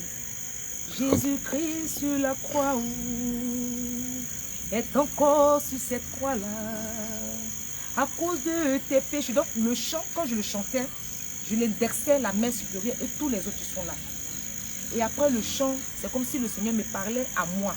Pour dire, si je suis encore sur cette croix que tu vois là, en fait c'est comme c'est moi ce qui voyais la croix. En fait. Si je suis encore sur cette croix là, c'est à cause de tes péchés, Christelle. Et j'ai commencé à couler des larmes.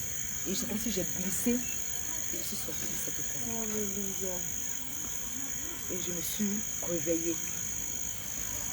Et j'ai dit, le chant, je me suis réveillée avec le chant dans la bouche. Avec les larmes aux yeux, effectivement. Je suis sortie du sommeil avec. Et j'ai dit à ma mère, enfin, moi c'est comme ça, j'ai dit que j'étais toujours à l'école, dans une. En fait, voici le songe que j'ai commencé.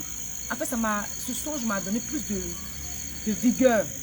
De vigueur pour pouvoir chercher davantage. Donc, j'ai commencé réellement à chercher Jésus. Et il est arrivé, même pendant ces 2 ans au village, et que j'étais arrêtée dans la cour de mon papa, quand le Seigneur, il y a une voix du ciel qui m'a dit, avant ça, il y a quelque chose que le Seigneur me rappelle. Bien aimé, pendant que je faisais les songes, où je couchais avec les hommes là, dans les songes là, je ne connaissais pas garçon. J'ai perdu ma virginité à l'âge de 20 ans. 20 ans parce que je disais que je devais d'abord arriver à avoir mon bac. Donc en classe de terminale, après mon bac, j'étais libre. Donc c'est dans cet élan-là, après l'éducation, vraiment, c'était pas, mais dans les songes, voilà. Et c'est ce qui m'écœurait en fait. C'est ce qui faisait que je posais des questions. Donc, quand je suis venue au village, pendant les vacances, il y a mon cousin avec qui j'ai eu des rapports, les premiers rapports sexuels. Je n'ai pas compris. Mais c'était une chose qui était... En fait, c'était un plan qui avait été mis. Et quand l'acte s'est posé, moi je suis allée, je lui ai dit ouvertement que ça... J'ai lu dans la Bible que c'était le sexe. Il ne voulait pas. Mais j'ai arrêté cette relation. Et moi, je lui ai dit que va te confesser. Puisqu'on était encore à l'église catholique. Moi, je suis allée, j'ai fait ma confession. Mais j'ai l'impression que c'était pas encore ça. Le Seigneur... Donc, j'avais encore toute cette peur. Et là, ces 2 années-là, quand je suis restée au village, il y a la voix, j'ai entendu, j'étais en pleine journée, hein, dans mes oreilles qui me dit, appelle ton père et ta mère et confesse ce que tu as fait. D'abord, avant que ça ne se passe là, dans cette secte où on allait là, il y avait un instructeur qui était dans mon village, qui était affecté, son épouse, une jeune fille guérie là, on était à la prière. Et puis Dieu, c'est sa grande miséricorde, comme il voulait faire quelque chose, il est passé par cette jeune dame-là pour donner une prophétie. Donc elle est venue là, elle m'a saisi les pieds. J'étais arrêté, elle a saisi mes pieds. Il dit, confesse-toi. Donc automatiquement, à l'intérieur de moi, je dis, mais qu'est-ce que j'ai fait? Et quand je dis qu'est-ce que j'ai fait, c'est comme un marteau qui est tombé sur ma tête de cet acte que j'ai posé là. Mais je ne sais pas comment je vais décrire cela. C'est comme tu es là et puis tu es surpris qu'on verse de l'eau sur toi. Voilà, c'est un truc comme ça m'a fait. Donc quand c'est inscrit, l'image qu'est-ce que j'ai fait? Le Seigneur m'a rappelé l'acte sexuel que j'avais posé avec mon cousin.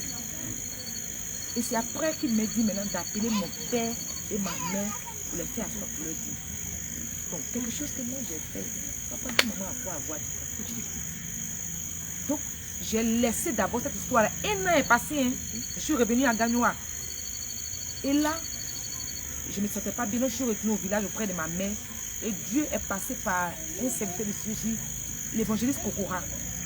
Il a payé le transport de Gagnoa. Il dit, va dire à ma servante que si elle ne fait pas ce que je lui ai dit, je ôte ma main sur elle. Donc ce monsieur a payé, cet homme, il a payé le transport pour me trouver dans mon village.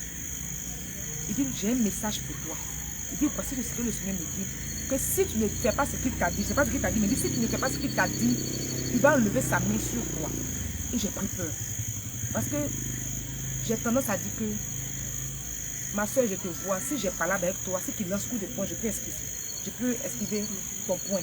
Je peux me battre, je peux me défendre. Mais quelqu'un que je ne vois pas là, je ne lui cherche pas par là. Non, ça c'était mon fort. Donc si, peut-être que je lisais la Bible, que je découvrais des choses, il y a beaucoup de choses que je n'avais pas fait. C'est comme on aime le dire. Il y a un chant qui dit, je n'ai pas vite connu le Seigneur, voilà pourquoi beaucoup de mes choses sont gâtées. Effectivement, c'est parce qu'on n'a pas vite connu Jésus, comme on le connaît aujourd'hui. Oui, on a rencontré des Jésus, c'est vrai. Mais celui dont je suis en train de parler aujourd'hui, là, on ne l'a pas vite rencontré. Si on l'avait vite rencontré, là, il y a beaucoup de choses, on n'est pas séparé de notre vie. Et c'est comme ça. Quand il a dit ça, j'ai pris peur. Le monsieur a repayé son transport. Il est revenu à Gagnoa, moi je suis restée là. Et c'est là que j'ai pris peur. Et le dimanche, après l'équipe là-bas, j'ai appelé mon père et ma mère et je les ai fait asseoir. Je les appelais le coin le sanctuaire, je les ai fait asseoir là. Et puis, j'ai dit que j'allais aller parler. Et puis j'ai fait cette révélation. Ce qui m'a paru étonnant, c'est que mon père n'était pas étonné d'apprendre ça. Il n'était pas surpris. Il n'a pas été surpris d'entendre que j'avais eu une relation avec le fils de son frère. C'est ma mère qui a fait, elle a commencé à pleurer à chaudes larmes. Elle a pleuré amèrement. Elle a dit que je considère que je n'ai rien entendu. Et que plus jamais ça va se répéter. J'ai compris que je venais de blesser ma mère. J'ai compris que je venais de blesser ma mère. Et sincèrement, ma mère l'a tellement fait pour moi. C'est une femme qui a supporté tout, qui a accepté tout pour que ses enfants vivent. Des humiliations qui ne disent pas leur nom. Donc, j'ai un très grand respect pour elle. Et j'évite même de faire couler ses larmes. Et là, j'ai compris que je venais de faire tort. Donc, ça m'a donné plus de force même de pouvoir m'éloigner de lui complètement. Et après cette confession-là, Dieu m'a fait grâce. Dieu m'a fait grâce. Il m'a demandé de prendre une semaine de jeûne dans la cour. J'étais dans la cour, puis j'ai entendu, il m'a dit deux choses. En ce moment, ma petite soeur, notre dernière, était malade dans un état, je ne dis pas son nom. Et on était en fin d'année, c'était le 2 janvier, en décembre, tout le Seigneur m'a parlé. Donc, comme j'avais fait un peu de couture, parce que je ne l'ai pas apprise, mais le Seigneur m'a fait grâce. Le cousin, il y avait un peu d'argent. je suis venue faire le marché, m'a demandé de faire à manger à ma famille, de faire à manger à mes pères, et puis de prendre 7 jours de jeûne assez. Là, je me suis arrêtée même pas, sur la même place, et dit, crois que c'est même j'aime ça, dès 7 jours de jeûne. Ton imagination là-dedans, mais j'ai accepté premier nourriture là. Comme là, c'était facile, j'ai accepté. Mais là, c'était la première fois que je devais prendre un jeûne assez. Donc, j'ai fait d'abord le repas. Mon petit frère avait des cabris là, donc j'ai pris un petit cabri là. J'ai fait un grand repas le 2 janvier. Dieu, dans sa grande miséricorde, l'acte que je venais de poser, je suis en train de délivrer. Je te posais une acte pour que le Seigneur délivre la vie de ma fille. C'est parce qu'elle était déjà morte. Elle était morte, c'est tel qu'ils avaient prévu. Donc le Seigneur, en faisant ça, moi je n'ai pas compris. Hein. C'est après que je vais comprendre. Quand j'ai fini de faire le repas, j'ai appelé, pas le chef de famille, mais j'ai appelé l'aîné de notre famille, notre grande famille. J'ai dit, papa, voici le repas, tu vas appeler toute la grande famille, vous allez manger. Dieu merci, ce jour, j'étais dans la cuisine avec la femme de celui qui s'est fait appeler prophète, la fameuse secte.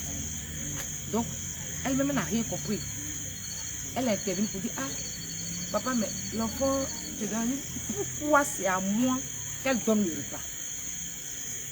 Elle dit, ah, papa, le repas qui est là, le pays s'est plein. Donc, quand on prépare avec moi, ou on envoie ça chez moi, c'est lui dit que le repas que tu vois là, ce n'est pas ta femme qui a préparé. Aujourd'hui, on est le 2 janvier. C'est moi qui ai préparé mon repas. Je dis, prends ce repas-là. Et puis, appelle toute la grande famille, Saïrio, et puis manger. Il est sorti de la cuisine, il est allé chez lui. J'ai envoyé un enfant après lui pour lui dire le repas, on le dépose où. Il dit, le repas n'a pas resté là. On a envoyé une deuxième personne là-bas. C'est là il a dit, maintenant que prenez le repas, envoyez-le chez le chef du village. Quand j'ai fait le repas, j'ai coupé l'animal. Je ne l'ai pas découpé en petits morceaux, non. C'est que je ne sais pas comment, mais je l'ai préparé en entier. Le mouton, le cabri est resté en entier, je l'ai préparé. Donc je l'ai coupé en 4 morceaux. J'ai fait leur repas, j'ai mis une grosse bouteille de liqueur dessus. En fait, l'inspiration m'est venue comme ça. J'ai appelé tous ceux qui se font appeler hommes de Dieu dans mon village, les fameux pasteurs. J'ai fait un repas, j'ai mis 2 bouteilles de grandes bouteilles de sucrerie, un coca, un fanta pour leur donner. Les filles du village, je les ai servi à manger. J'ai mis une bouteille de bière dessus. Et puis je vous reviens. Mais bizarrement, le Seigneur a réuni, pas ma famille, m'a réuni tous les deux grandes familles du village. C'est que comment ces gens sont venus retrouver chez le chef, je n'ai rien compris. Mais c'est tout le village qui a mangé ce repas. C'est Jésus qui Et c'est là, ce prophète-là va se lever et vient dire, l'acte que tu viens de poser, est-ce que tu connais la signification? Il dit, moi j'ai préparé, j'ai donné à manger, c'est tout. Il dit, tu viens de dire à ta famille, à tes pères que quand on a une nouvelle année là, on mange de la viande de chèvre, de la viande de mouton. Mais on ne mange pas la chèvre. On vient de l'homme. On n'a pas laissé l'enfant de temps. Voilà pourquoi tu as mangé. Voilà pourquoi ton oncle ne voulait pas accepter, ton grand-père ne voulait pas accepter le repas. Parce qu'en acceptant le repas, il serait obligé de la libérer. Et c'est comme ça la petite a été, par la grâce de Dieu, libérée. Donc, les œuvres de la sorcellerie, en fait, c'est un domaine qui est vaste. Tu vas penser que c'est celui qui s'envole seulement la nuit. Non, bien aimé. Tu peux pratiquer la sorcellerie sans que tu ne le saches. Mais quand tu ne le sais pas, tu es esclave de la chose. Même quand tu le sais, parce que c'est par degré. Comme le disait une vieille au village, que pourquoi tu n'interviens pas quand il s'agit des enfants de cette famille. Elle dit, c'est compétence par compétence. Si ma compétence n'arrive pas là-bas, je peux rien. Donc tu peux même être conscient, pratiquer la chose et puis être sous la domination d'une autre personne. C'est la jungle. Le plus fort mange le plus faible. C'est comme ça. Donc si tu te trouves dans le peu de choses que je viens de dire, cherche la vérité. Tu t'envoles en rêve, tu es un sorcier. Tu manges des repas en songe, tu es un sorcier. Tu as des rapports sexuels en songe, mon ami, tu es un sorcier. Si tu te vois toujours en voyage, en train d'emprunter des véhicules, tu es un sorcier. Tu te vois toujours dans un bateau, en haut dans l'eau, en train de nager, tu es un sorcier. Fais attention. Je te parle des choses que j'ai vécues. J'ai 39 ans. J'ai pratiqué la sorcellerie inconsciente pendant 37 ans. Quand je dis 37 ans, parce que c'est à 37 ans là que j'ai compris que c'était les œuvres de la sorcellerie. Et j'ai commencé à chercher Jésus-Christ parce que c'est le seul qui était capable de me sortir. Il n'y a rien dans ça. Si tu te tapes la poitrine pour dire je suis sorcier, il n'y a rien. Parce que tu peux avoir un pouvoir aujourd'hui là où tu es là. Mais il y a quelqu'un d'autre qui a un pouvoir qui est plus puissant que le tien. Si tu as fait à lui, il va te dire. Mais le seul pouvoir qu'aucun sorcier ne peut dominer, c'est celui de Jésus-Christ. Reviens à Jésus. Parce que là où tu te trouves là, tu as la bénédiction. Si je mourais dans ces actes, même en étant dans l'ignorance, j'allais en enfer. Parce que la parole de Dieu, c'était une conduite. Mon père était tenu de m'enseigner la Bible. Au lieu de m'enseigner la Bible, il m'a enseigné les œuvres de la sorcellerie. Donc pour cela, là, il m'avait déjà vendu aux œuvres des ténèbres. Donc j'y allais simplement. Pas par erreur, mais parce que je mérite d'y aller. Parce que ce sont les œuvres des ténèbres que j'ai pratiquées. Donc, toi qui m'écoutes, toi qui suis ce témoignage, examine ta vie. Là où tu te trouves toujours en bordure de la route, en train d'entendre un véhicule, ou toujours dans un véhicule, le véhicule dans lequel tu te trouves là, bon ami, c'est pas autre chose, c'est un cercueil. Tu le vois avec des roues, mais c'est un cercueil, je te le dis. C'est un cercueil. Là-bas, il n'y a pas vraie voiture. Tu as avion, tu as bateau. Ce sont des cercueils, ton propre cercueil que tu conduis. Il ne faut pas t'imaginer que tu as des richesses. Tu n'as rien. Si je peux te présenter mon père en image, tu vas vomir. Parce qu'il ressemble à rien. Quand je dis il ressemble à rien, ce n'est pas pour dire qu'il est... Comment je vais dire c'est pas pour injurier, non. Mais physiquement, parce que tu ne peux pas suivre deux lièvres à la fois. Dans le monde de la sorcellerie, il est qu'un roi. Il a tous ses ornements, les chaises au roi, il est riche. Mais sur la terre ici, là, il ressemble à un misérable. Il est tout le temps sale. Une odeur corporelle qui ne passe pas. Mon père, j'achète des vêtements. Et je viens lui des vêtements neufs. Il prend les pains, il les accroche, les cafards chient dessus, ils font ce qu'ils veulent dessus. Et puis il est dans des haillons. Ils aiment des tenues de cadavres. C'est-à-dire que des personnes qui sont mortes, quand on partage, voilà, les tenues funèbres, c'est ça, ils prennent ce vêtement. Tu comprends? Il va aller au champ matin. Il revient le soir du champ. Tenue du champ qui est remplie de boue, de saleté là. Il est dedans jusqu'à 7 heures là. Et papa va te laver en l'air. Quand tu es arrivé du champ, là, il faut te déshabiller. On ne comprenait pas au début. Donc on se plaignait, il faut te déshabiller, puis tu te laves, tu t'habilles correctement, puis tu n'es pas mis tes amis. C'est ça, il va pas se tourner dans le village. Il va tourner du moins dans le village avec cette tenue-là. Il va même aller manger avec parmi ses frères. Et c'est à 21h, quand il va revenir de ses balades-là, il va prendre le seau d'eau. Mais où il va pas faire 2 minutes, il a fini de la rue. Et quand c'est porté, maman dit, il allait verser l'eau là. Il est venu. Parce que tu ne peux pas être sorcier et puis être propre. Tu ne peux pas avoir un grade dans la sorcellerie et puis être propre. Impossible. Tu as toujours un parfait qui ne dit pas son nom. Une odeur corporelle qui ne te dit jamais.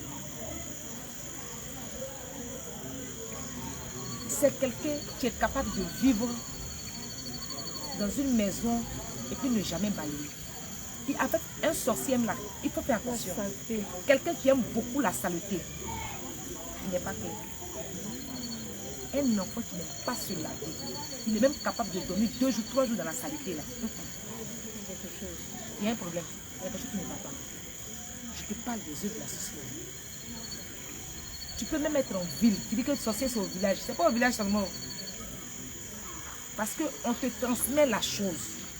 Si tu accuses ton père de sorcier, il ne faut plus l'accuser parce que toi-même tu es dans la chose.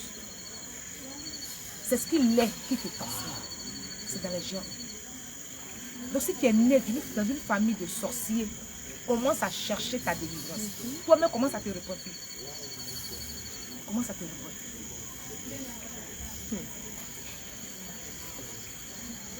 Alléluia. Vraiment, c'est un beau témoignage. Rempli de suspense et de révélation.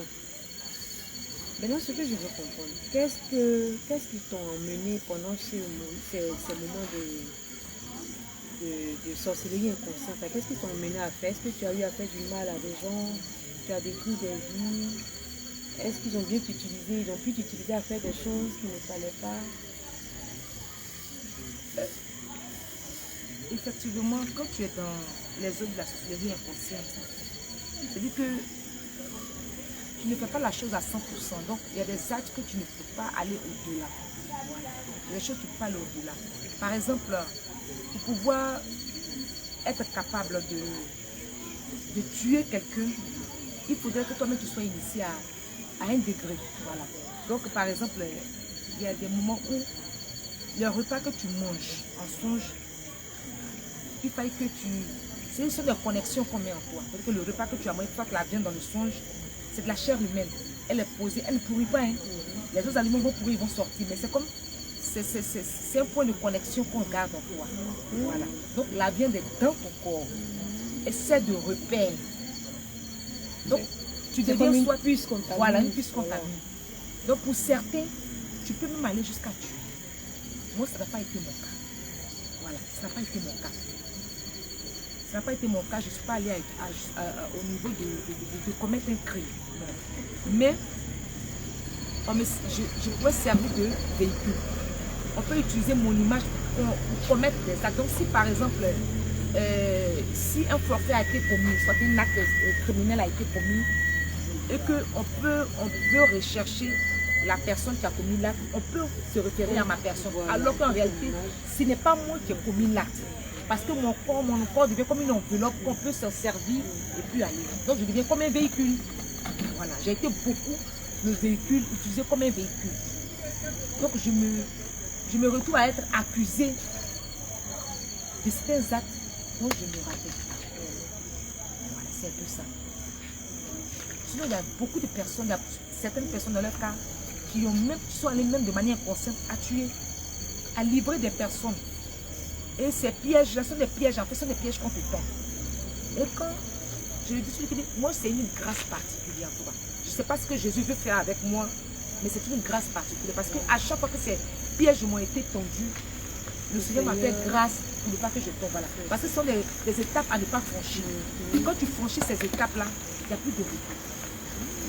Il est difficile que tu reviennes en arrière. Donc le Seigneur a tout fait de telle sorte que je ne franchis pas ces étapes. Voilà, c'est un peu ça.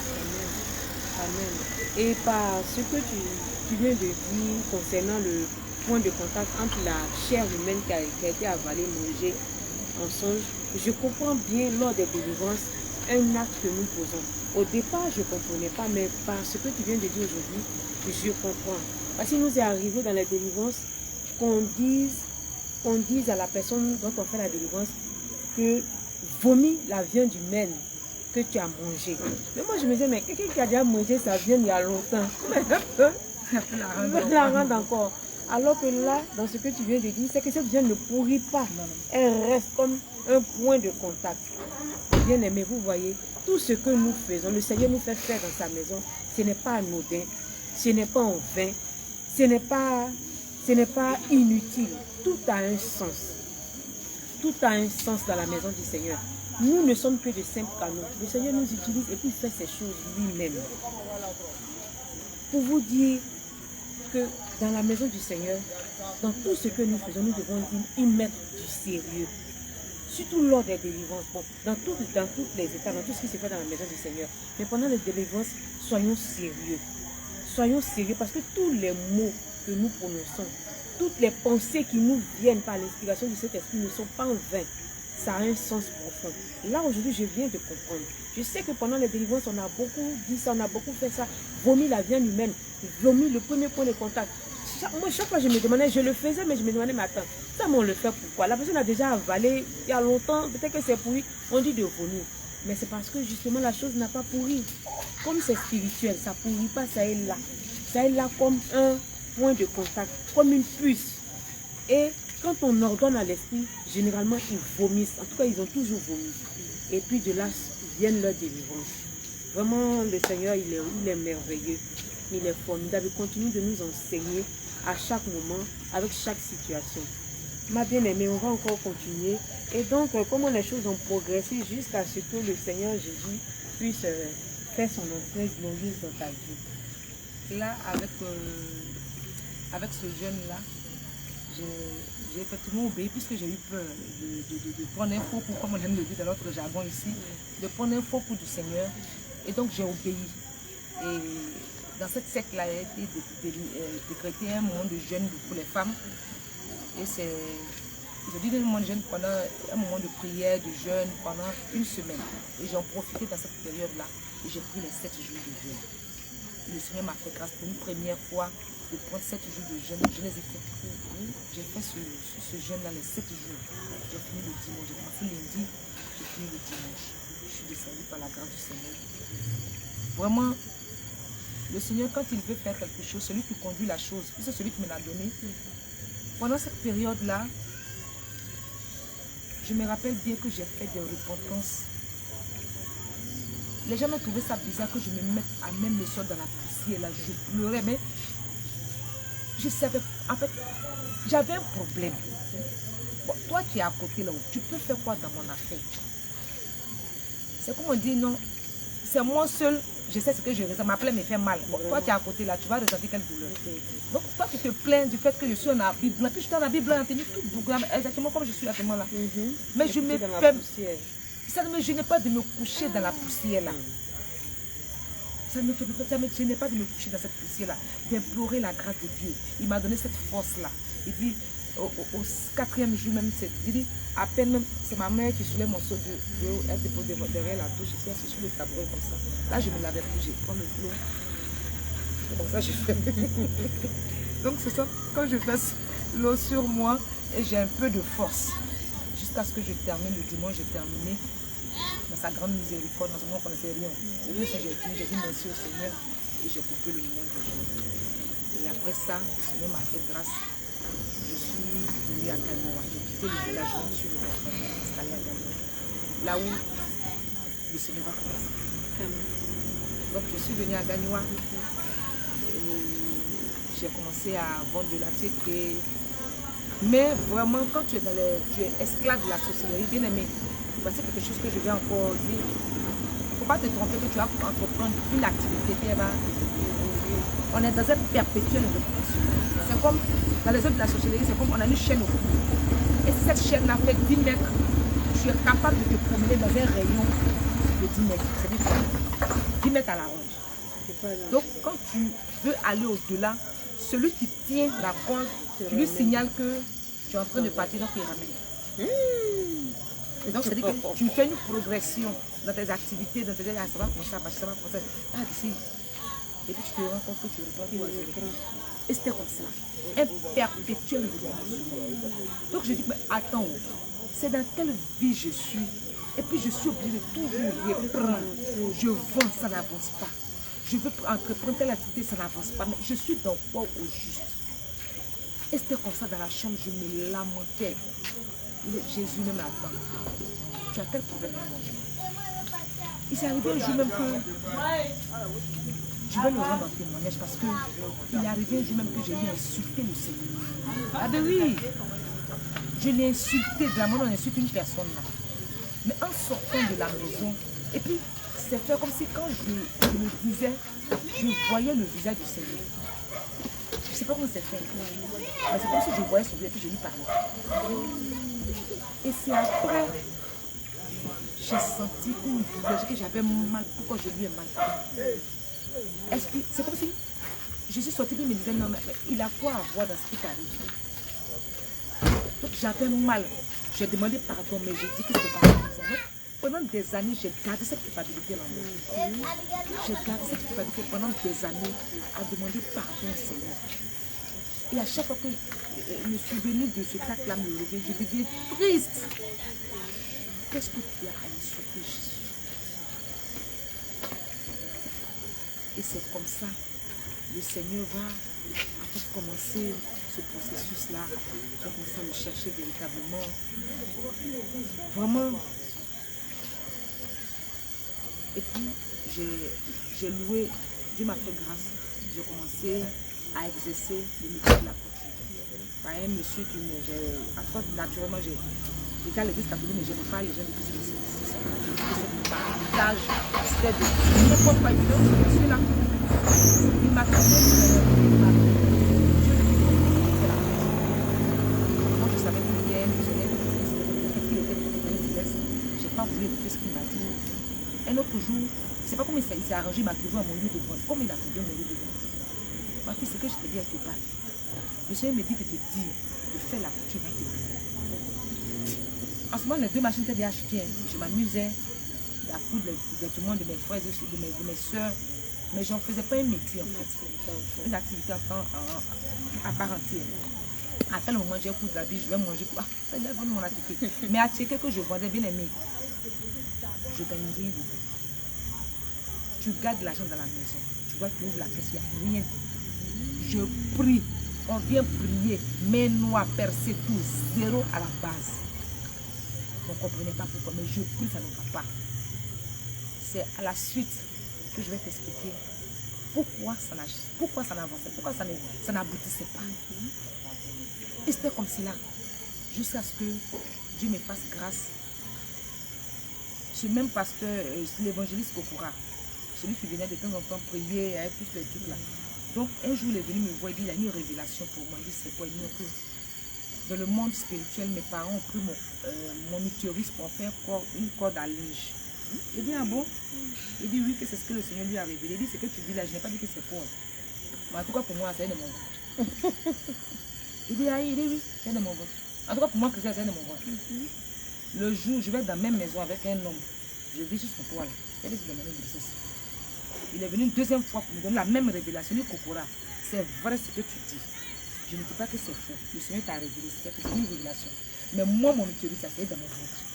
C'est que Nouadjio a pris pour faire corde à linge là. C'est pas pour moi. En tout cas, c'est une corde, mais c'est pas pour moi. Il m'a regardé jusqu'à lui dit, il est parti à la maison. Donc quand Dieu m'a fait cette grâce de rencontrer le père de mon enfant, on était pratiquement ensemble et j'ai raté ma grossesse. 6 mois après, Dieu a fait grâce. Je n'ai même pas évangéliste, il est venu dans mon atelier de couture. Et ce jour-là, j'ai dit, ah, les gens pensaient qu'ils voulaient enfant des gens, attends, prendre photo. Donc, j'ai pris pour une photo, je me suis déshabillée, je me suis mise en pagne avec un t-shirt pour qu'on puisse bien voir la beauté. À 6 mois, mais le ventre n'était pas trop sorti. Et j'étais très chétif. J'étais très amaigrie parce qu'elle était, depuis les 2 premières semaines que j'ai su que j'étais enceinte, la grossesse a été combattue parce qu'on ne voulait pas que j'enfante. Donc vraiment, j'étais dans un état qui n'était pas son nom parce que moi, tout le quartier pensait qu'ils allaient aller à une funéraille. Après, quand j'ai fini d'accoucher, plus certains ont eu le courage d'ouvrir la bouche pour me dire qu'on ne savait pas que tu avais dit. On ne pensait même pas que tu avais dit. Donc quand il est venu, je me suis arrêtée devant lui et je lui ai dit, Kokora, tu me regardes bien, non? Il dit quoi? Il dit, voici, tu n'as pas dit que si je vivais dans la maison, un garçon, il va prendre le fils. Il dit, ta foi est bonne. J'ai jamais vu une fois pas. Parce qu'auparavant, quand j'étais à Daloa et j'allais à l'école, on avait un groupe entre nous, qu'on avait fait un groupe de prière et qu'on priait à la maison. Et lors de la prière, il y a une prophétie qui avait sonné. Le Seigneur m'a dit non, que je lui consacrerai mon premier-né mâle. Et j'ai écrit. J'ai gardé. Donc cette parole, je l'ai gardée précieusement. Donc quand on me dit non, que je ne peux pas enfanter, c'est un homme qui a parlé. Mais Jésus lui a dit quoi? Donc si Jésus a dit que je vais lui consacrer mon premier enfant mâle, c'est que je vais enfanter. Donc je croyais fermement à cette parole-là. Et je n'ai pas fait un garçon, j'ai fait une fille. Donc je dois faire encore un garçon. Jésus encore. Je dois encore faire le serviteur de Jésus. Donc je dois enfanter. Donc à cause de cette parole, lui ne savait pas pourquoi je lui disais que j'allais enfanter. Mais c'était cette parole-là qui me donnait une assurance que j'allais mettre un enfant au monde. Et c'était comme ça, je lui ai montré et j'ai pris la photo, il m'a dit ok, puis après, c'est fini. Donc c'est après ça, le Seigneur va faire quelque chose de merveilleux. Parce que la grossesse a été tellement combattue qu'on a envoyé un émissaire des œuvres de la sorcellerie, consciente, elle était consciente de ces choses. Quand le Seigneur l'a montré dans le spirituel, sa face est une femme. C'est pas comme nous, on a notre tête, la tête que nous, sur une face. Voilà, puis on voit ma nuque. Mais elle, ici, sa face est une femme. L'autre côté, c'est un homme. C'est-à-dire que l'esprit qui la possède, l'esprit n'est plus, comment on appelle ça? C'est pas comme l'esprit nous conduisait là, c'était pas ça. Nous téléguidait, c'était pas ça. Elle, l'esprit la possédait. Donc, elle n'était plus, elle était à moitié être humain. Elle était possédée par une légion. Elle a dit. Donc, elle est venue en mission puisque tout ce que la confrérie de mon village faisait contre ma vie n'aboutissait pas. Eux, ils ne savaient pas pourquoi ça n'aboutissait pas. Moi-même, je ne savais pas pourquoi ça n'aboutissait pas. Parce que c'est vrai, peut-être que c'était mon cœur qui cherchait tellement Jésus. Voilà pourquoi le Seigneur me faisait cette grâce-là. Donc, ils sont allés prendre du renfort. Et cette dame-là est venue vivre dans ma maison. Elle est venue vivre dans ma maison pour empêcher le développement de cette grossesse. Voilà, donc c'était un peu ça. Et le Seigneur m'a fait grâce pour que je puisse enfanter. Et lors de l'accouchement, ça a été très difficile. 7 mois et demi, je suis encore malade. Jusqu'à 8 mois. J'ai souffert chaque jour, c'était vraiment jusqu'à ce que j'ai pu s'enfanter à 9 mois, 1 semaine. Et le Seigneur m'a fait grâce. C'est après cet accouchement-là, de cet enfant-là, que le Seigneur va vraiment me faire cette grâce-là. De rencontrer quelqu'un qui va commencer à me mettre sur le réel chemin. Et cet homme-là, Dieu, par sa grâce, a enlevé son serviteur. Mais à son temps, le prophète Daniel, c'est ainsi s'appelait, on l'appelait pas affectueusement Papi, puisque le nom de Daniel, il n'a jamais dit qu'il était prophète. En fait. On l'appelait Papi, comme ça, papa, voilà, c'était comme cela. Donc, cet homme-là, il venait souvent à la maison me rendre visite, et puis et c'est comme ça, l'enfant que je venais de mettre au monde, cette dame chez moi à la maison, avait commencé à initier l'enfant. Ma petite. Donc un jour, les yeux de l'enfant sont devenus très rouges. C'est comme si du sang dans les yeux de l'enfant. Donc j'ai dit, mais il y a quoi? Donc pour moi, je m'apprêtais à envoyer l'enfant à l'arrache. Quand cet homme de Dieu là apparu, il est venu à la maison comme ça, il a dit non, n'emmène pas l'enfant à l'arrache, que ce n'est pas un problème de vision. Il a consacré de l'huile d'olive, il m'a donné dit, mets ça dans les yeux de l'enfant pour rentrer de Dieu. Il est venu, c'est quoi? Quand je te vois pas, c'est pas la peine de mettre dans les yeux, ça va faire quoi? Quelle histoire de mettre dans les yeux? Ça va faire quoi ça là? Donc moi je l'ai dit, mais je continue de lui mettre. De temps en temps, les yeux de l'enfant commencent à blanchir. Et après, quand je ne suis pas là, faites attention à toutes les moments qui mettent les enfants. Voici une leçon que le Seigneur m'a fait comprendre. Ne permettez à personne d'autre, à part vous, d'allaiter votre enfant. Même si c'est ta mère qui t'a mis au monde. Non, la maman n'est pas là. Attends, j'ai souffert de ça. Parce que physiquement, je suis la mère de cet enfant. Mais dans le spirituel, cette dame qui a donné, quand je ne suis pas là, elle donne son sein à mon enfant. Donc elle lui transmet son sang dans le spirituel. Et elle s'est fait mère de mon enfant. Et je ne sais pas, je suis dans l'ignorance. Souvent je la trouve, tu fais, mais tu fais quoi, Marie, tu ne connais pas ça de ta maman encore. Je prends. Oh, elle sait ce qu'elle fait. Donc vous les mamans, ton enfant est né. Tu cherches ta maman, tu cherches ta tante, tu cherches ta belle-mère. Pour laver ton enfant, mettre le doigt dans sa bouche. Il faut arrêter ça. Il faut mettre des nez.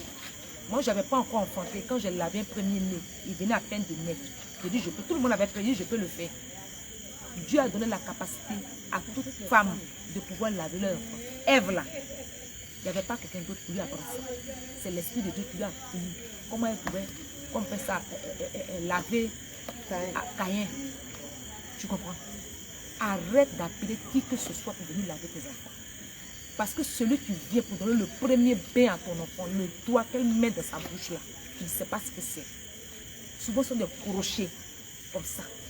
Et puis elle met dans la bouche. C'est qu'elle prononce en le faisant, tu ne le sais pas. Souvent, il va dire, je vais bénir ton enfant, puis mettre crachat dans sa bouche. Oh! Il faut arrêter ça. Les œufs de la sorcellerie, là on doit se prendre. Le premier bain qu'on passe à l'enfant, on lui donne ça. La première goutte d'eau qu'on met dans sa bouche, on lui transmet. J'ai vu. Je ne te parle pas de on dit. Je dis je dis. Il faut aller. Voici une autre chose. Les œuvres de la sorcellerie qu'on transmet à ton enfant. Donc, ta tante qui quitte au village ou même dans une autre ville pour venir laver ton enfant. C'est pas au village qu'elle a quitté.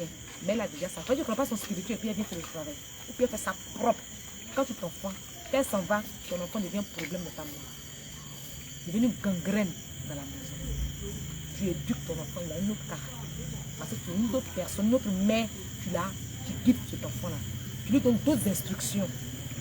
Et j'ai vécu cela.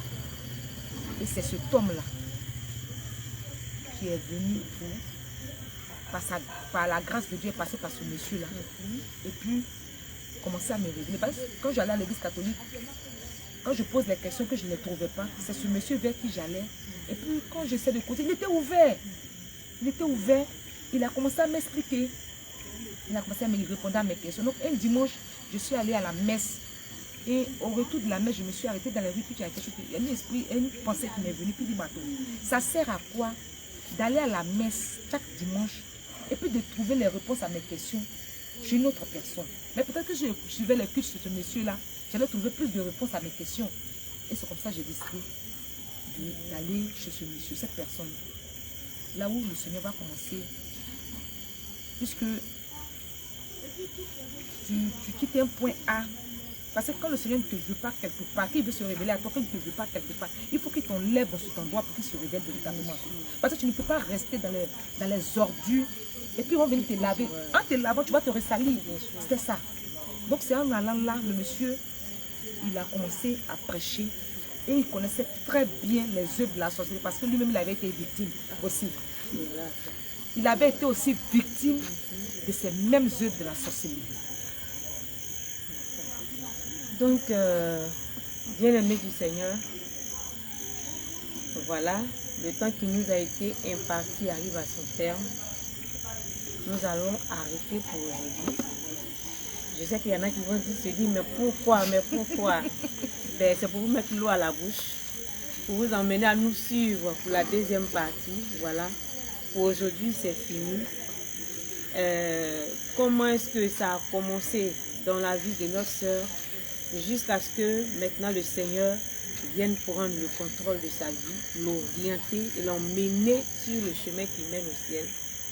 Vous saurez cela pour la prochaine fois. Je vous donne rendez-vous pour la deuxième partie de ce beau témoignage. D'ici là, que le Seigneur Jésus vous garde, qu'il vous préserve, que sa main puissante soit sur vos vies et qu'il nous fasse la grâce de nous retrouver un jour dans les lieux célestes afin de nous réjouir avec lui. Que la paix de l'Éternel soit sur vous. Shalom à vous.